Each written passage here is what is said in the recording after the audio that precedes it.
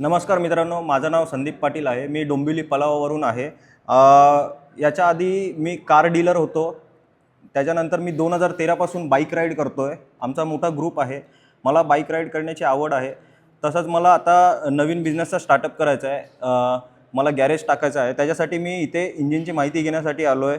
Engine working कसं करतं या इन्स्टिट्यूटमध्ये आपल्याला आल्यानंतर समजलं. गिअरबॉक्सची माहिती भेटते, वॉशर भेटतं, गिअरच्या आतमध्ये कोणते कोणते पार्ट्स लागतात, ते कसे वर्क करतात आपल्याला पूर्ण डिटेलमध्ये समजतं.